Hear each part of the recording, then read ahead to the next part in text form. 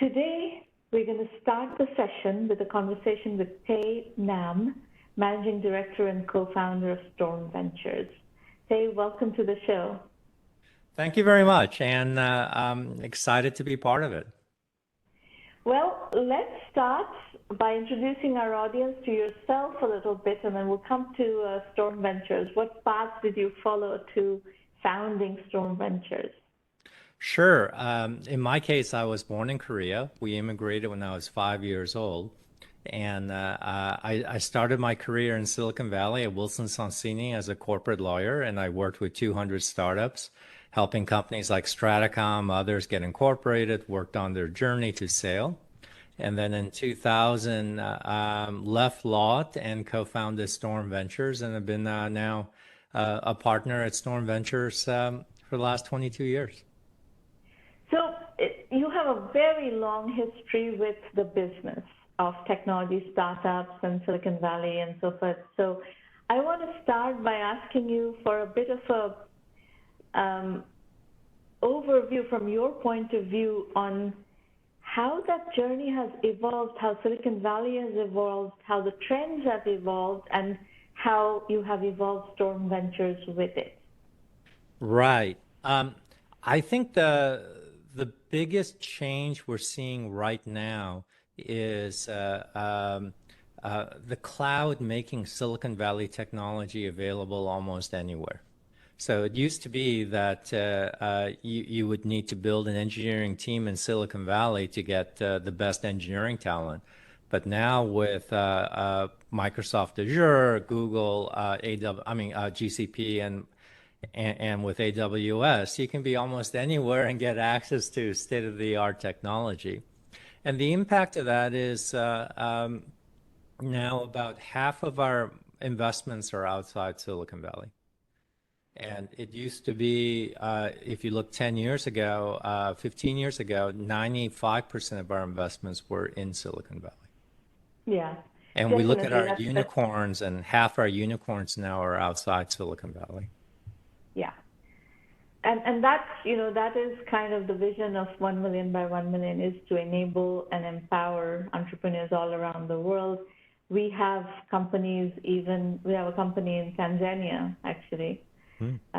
So we have seen that trend, and hopefully we have been a major player in actually enabling that trend. We've started working aggressively on India for a very long time, and the India market has really matured. It's still in the major metros, but we are, in our portfolio, we have companies from non-major metro areas of India as well, which is a very interesting trend. Now, where are you with Storm Ventures today? How is the fund positioned? What is your investment thesis? How do you want to play the game today? Sure. So we recently closed our 7th fund for $200 million. And so we feel like with our new fund, this is a great time to make new investments. As a firm, we focus on B2B software. So we've invested in over 200 B2B software companies. 12 have become unicorns, including European companies like Pipedrive, Algolia Talkdesk, or US companies like Workato, Marketo, Techion. And so, we think B2B software is going to continue to go through a big disruption, and we're excited about investing in that space. And if you double click down a little bit further, where in B2B software do you see the trends, the deal flow, the opportunities right now? Yeah, so the big trend in B2B software has obviously been the adoption of the cloud. Yeah. And so as customers are adopting to the cloud, which is a new compute platform, they realize they need to replace their entire application software stack. Whether the example of going from Siebel to Salesforce, but basically the entire software stack has been up for grabs. And so we've invested in hundreds of SaaS companies, which is basically SaaS for X, or automating workflow. And so I think, that continues to be a good area to invest, which is just finding ways of automating workflow with SaaS using the cloud. But now there's a new trend that everyone talks about is data and AI, but we see the opportunity as like AI for X instead of horizontal AI, but all these Yeah, sort of applications. And we think that there's going to be tens of thousands of opportunities in terms of AI for X. that's correct. And you are comfortable investing in the nuances of SaaS, AI for S. How about, two trends that have, come on my radar quite interestingly are platform as a service, for instance. Mm-hmm. And that's a slightly different than, there is the vertical SaaS trend that is going gangbusters right now. So you Mm-hmm. find different industry verticals where you have opportunities to do cloud and AI, and you have interesting workflow automation, interesting database solutions, and so forth. I know you've touched upon horizontal AI not being as big an interest area for you, but let me ask you, if you remember, Salesforce.com started off with a very niche solution, although it's a very large market, which is CRM, right? Cloud-based Mm-hmm. CRM. But then they also opened up their platform, and they have spawned a lot of companies, including some very large players like the Vivas and the Velocities of the world. These are all unicorns that were built on top of the Salesforce.com platform. Mm-hmm. So that PaaS trend is one that I'm very interested in because of something you said earlier about the technology stack. The technology stack is complex. Mm-hmm. And if you have to build the full stack, it becomes very expensive. So Mm-hmm. this has been kind of the draw of these PaaS solutions. And there have been a few other PaaS platforms that have matured a little bit more. Atlassian has developed a PaaS strategy, and Twilio has developed a PaaS strategy, and both of those have done quite well. Shopify has a bit of a PaaS strategy. So there's, Salesforce.com remains the PaaS, success story. How do you read this trend? Is this something that is showing up on your deal flow and in your conversations? Are companies starting to think about replicating the Salesforce.com PaaS strategy? Well, becoming the dominant platform is the dream of everyone, and then earning monopoly profits. The best example of that is Apple with, with Yes, their app system. yes. So, you know, becoming the platform is fantastic. It's just that what we found is that it's rare for startups to become the platform in the first few years. Right. And that becoming a platform, so it's like we invest in seed and Series A, and so there it's like a child, how to get to preschool, how to get into kindergarten, and our hope is that they will become a platform, the platform, and usually that's when they're more about middle age. And so that is the aspiration. I mean, we have companies like TalkDesk in the call center space, which is on the path to becoming the platform there. So absolutely. Do we think that becoming a platform is fantastic? Absolutely. Do we think startups can become the platform first? We generally don't see that. We see that they have a killer application, they do something else, and then they can grow into a platform. I don't believe that seed and Series A startups should be trying to become platform companies. It's more in maybe Series C, Series D, or post-IPO is when I think Post-IPO, companies, yes. yeah, Yes. they start looking at a platform strategy. Yes. What about the other side of this PaaS nuance? Are you seeing companies that are, let's say, doing vertical SaaS in some domain or AI plus vertical SaaS in some domain, but are building on top of another stack, another platform? Well, absolutely. I mean, the platform that, almost all build on top is a cloud. So, the cloud is like AWS or Google or so forth. Yes, I mean, vertical SaaS has been a very good area for us. We have like a banking as a service unicorn out of Germany called Solaris Bank. We're in an auto CRM unicorn called Tae Hea Nahm. They just raised at a few $1 billion. We have a bunch of companies in digital health like Qualio and others. And so vertical SaaS has been a great area for us, and we continue to think it's good. The reason why I was separating like AI horizontal and vertical is there's going to be a tremendous need for horizontal AI. So Mm-hmm. the need is going to be there. The challenge that I see is the cloud companies who tend to have the best AI, in other words, like Google or Amazon or Microsoft have the best AI.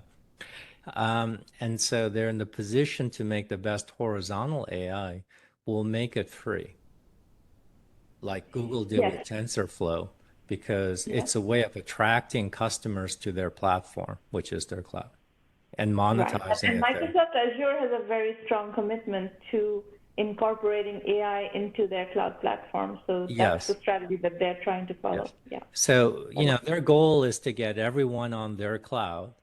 And so they're going to make as much free as possible to entice people to get on their cloud. And Yeah. so that's why we're reluctant to invest in horizontal AI, not because it's not a good area, but Mm-hmm. we think that economically it'll be tough to compete with the big platforms in that area. Yeah. Whereas when it comes to the application, the cloud companies are not going to go into the application layer because there's just so many applications. Right. Right. Yeah. And how do you read the open source trend? The commercial open source trend has also been going gangbusters, and a lot of interesting companies have come Mhm. up through that trend. What are you seeing in your deal flow? I think open source is great. I mean, clearly you got Databricks and others that have become very successful unicorns. Customers like open source. So at the end of the day, it's good because you want to go what customers like.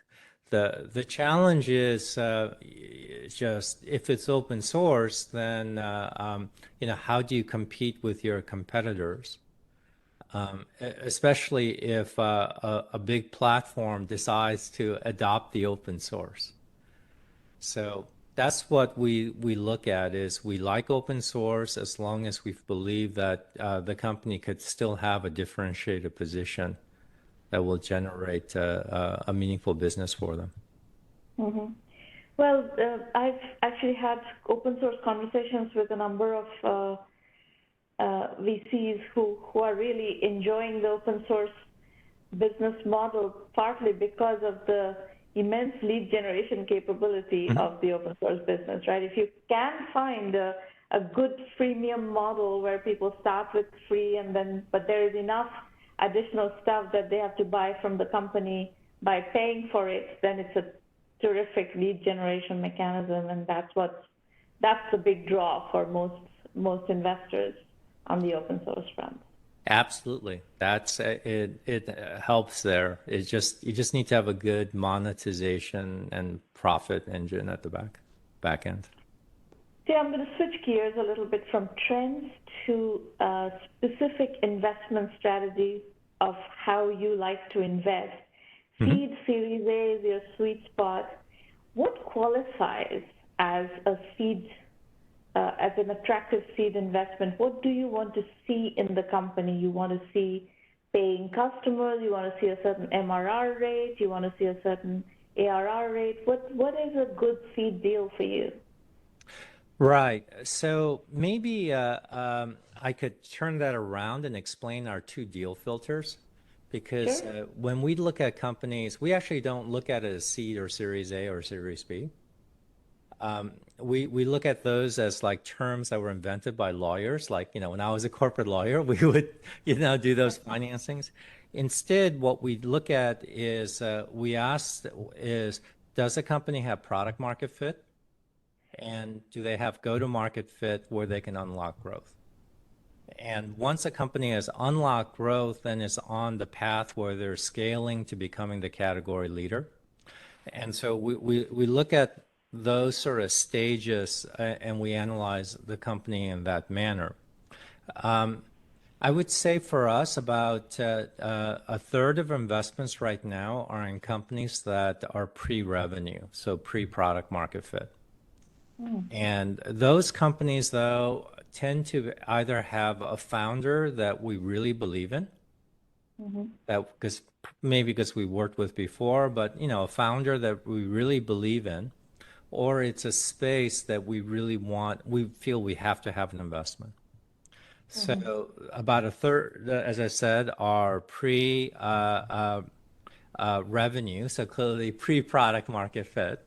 Yeah. Then the two-thirds that we invest, as I mentioned, we're in B2B software, and we look for companies that we feel have product market fit and that we can help them find go-to-market fit to Do you unlock have a growth. metric to gauge that you have product market fit? We look at usually it's around $1 million in ARR, but it could be a Million. $500,000, it could be $2 million, but it's typically 1 million ARR and 20 customers. Okay. All right. That's what I was looking for. I think that 1 million ARR is a magic number that unlocks a lot of options for entrepreneurs. So It does. It's entrepreneurs, just that you for must us, pay attention to this number. right.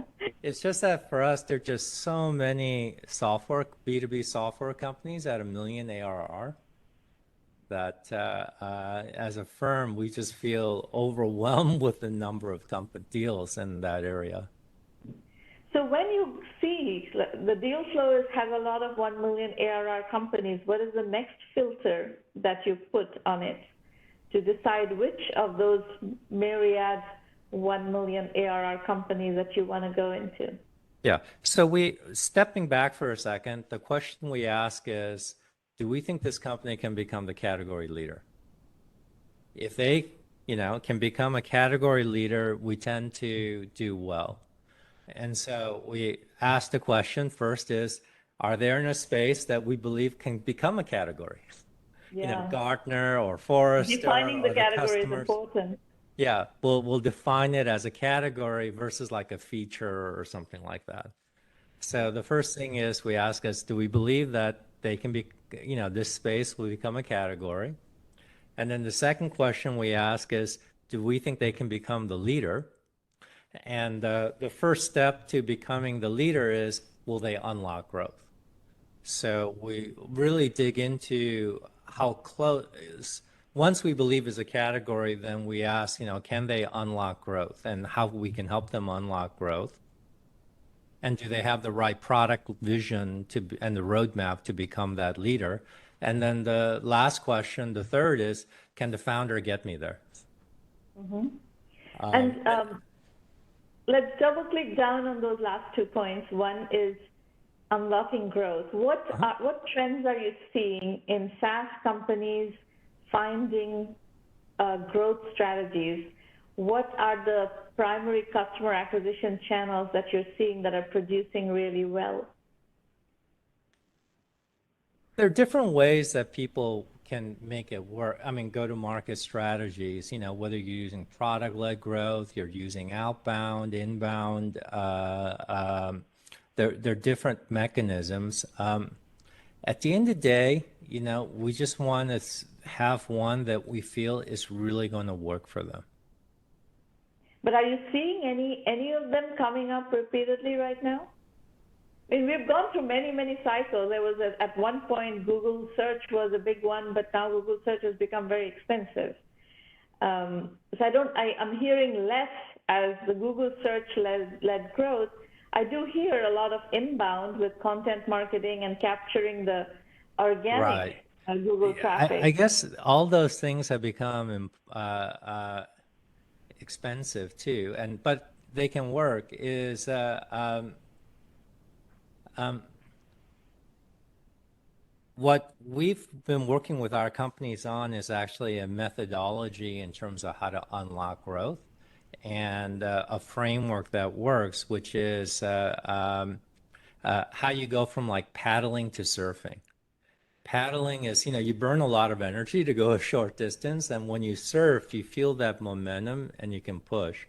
And so paddling is when we see a lot of founder-led growth, where founders are selling, and then Yeah. founders are saying, in order to scale, we got to hire people like me, or just be like me. And so we're looking for ways in which how you can go from that to some sort of repeatable, simple, repeatable go-to-market motion. And we look at that as documenting in a one-page playbook so that you can have this simple, repeatable motion that could result in leveraging search. It could result in content marketing. It could result in different tactics. But the challenge is how do you come with this simple, repeatable playbook that works? And to do that, going back to the surfing metaphor, in order to surf, you have to read the wave, which is the wave is the customer. And Yeah. so I feel like a go-to-market strategy where you lead with, uh, we're going to do search, or we're going to do product-led growth. We're going to use inbound.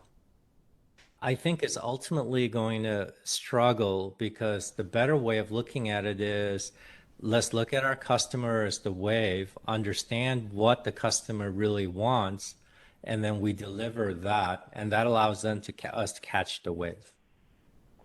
So, in terms of, again, writing checks, when you are ready to write checks, this process that you're talking about involves a lot of experimentation. Founder-led growth is one thing, but going and finding that scalable path is it takes a lot of experimentation. There's a lot of digital marketing experiments that go on before Mhm. entrepreneurs find that go-to-market fit, so to speak, go-to-market Mhm. scalability, Yes. repeatability. Yes. Do you expect that exercise of experimentation to be finished before people come to you for funding? No. We Mm. uh, we feel like we're very good at that experimentation. Okay. And so we invest primarily invest in companies that we believe have product market fit, but have Mm-hmm. not unlocked growth yet, so that Mm-hmm. we can help them with that experimentation to help them unlock growth. Because once you unlock growth, you're like this hot person at the party, and everyone wants you, you know? Yeah, that is All these right. investors want to invest in you, great people want to join you, all that. So, we know that once a company unlocks growth, then it's a different game. Now, what is the VC's role in this experimentation? You say you are very good at helping your portfolio companies unlock growth. So help me understand what form does that help take? Because in my experience, you have to go sit and run all kinds of campaigns and this and that to figure out which one is sticking. You have to do the metrics and it's like a lot of weeds work, which VCs don't tend to get involved in. So when you say you Right. help I people guess do we that, look what at do you do? it differently. First of all, we're highly motivated because if they unlock growth, we tend to make money. And if Yes. they don't unlock growth, we tend to lose money. And we've had fun, like one fund's at 11x. We have another fund that's at almost 6x. All our funds are top quartile. And Mm-hmm. so we're highly motivated to help companies unlock growth. And we get paid no consulting fees or things like that. So, it's not like we're a consultant that gets paid. We only make money if the stock price goes up. So we're highly motivated to help companies unlock growth. And then at the same time, we don't want to be, as you say, the SEM expert, the marketing automation expert, Oh, or, there's so many things that needs to get done that uh, uh, we don't want to be that expert. Instead, we have consultants and others that we can suggest to the company that to play those roles. So what we found that works is how to help the founder CEO go from founder-led growth to this repeatable, simple, repeatable go-to-market process, yeah, playbook. And so that's the first we talk to them about this framework. Going back to the surfing metaphor, it's like how do you read the wave, catch the wave, ride the wave, and then improve your ride with data. mm-hmm. And so we share the methodology with the CEO and the team. And so when you experiment, the most important thing is having the right dashboard to analyze your experiments to know, Yeah, are you going in the right direction or not? So that's yeah. the first thing is, that framework to help you understand and evaluate your experiments and know what kind of experts you need to hire. So we do the framework, we help them analyze. So, it's like teaching a fisherman, a person how to fish rather than give them fish. And then we let them execute and then just advise them and then introduce them to the right specialist. Because depending on the company, they may need a product-led growth specialist or they may need an SEM specialist. But then, we allow the founder CEO to sort of understand the big picture, come up with the strategy with the team, and then they execute together and experiment What is together. your favorite vertical SaaS company that you have invested in? Oh, I would say the one like the best is Techion. It's an auto CRM company. We Uh-huh. invested in the company when it was pre-revenue. The founder is brilliant guy. He was the CIO of Tesla, Jay Vijayan, Okay. and the company is doing amazingly well. It's going to, I think, revolutionize auto sales. And this is a Silicon Valley based Silicon vertical Valley and SaaS. India-based company. Yes, Silicon Valley and India based. yes. Very good. And is this a founder that you knew before, or did they come to you? Did the team come to you on their own?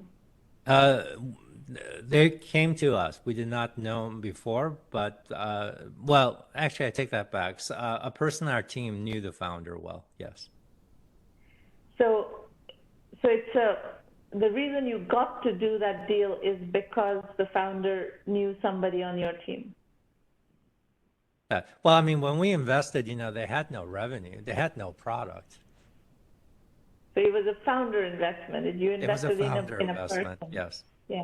Okay. In fact, my biggest loss to date was in a company that was trying to do an auto CRM many years ago.